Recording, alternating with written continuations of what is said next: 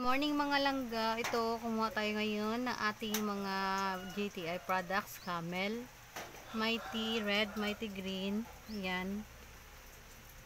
Tatlong items lang ng ano guys, ang kinuha ko sa GTI kasi marami pa akong iba. So ito yung pinakamabenta sa lahat.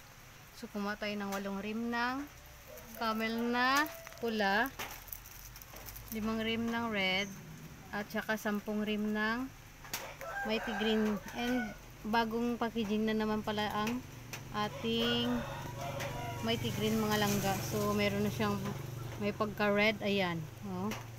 Red, blue, yellow, green. So ayan, bagong packaging na naman, pero same taste pa rin daw sabi ng ating ahente.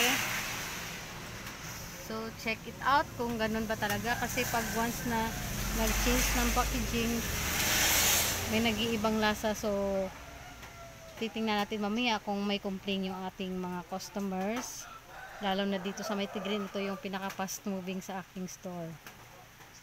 So ayan, ang binayaran natin dito ay, kita nyo ba mga langga?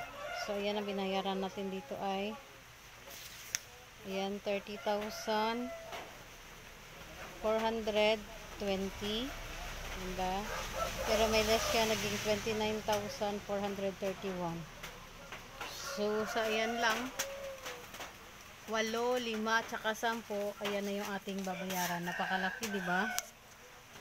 Pero malaking bagay ito kasi very fast moving talaga yung ating sigarilyo.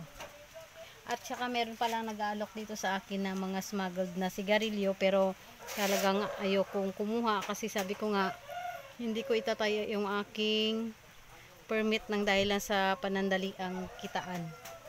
So ayan, talagang disagree ako sa mga kahit nga mura pero hindi naman safe. So much better na mamuhay tayo ng patas. Ayan, malangga.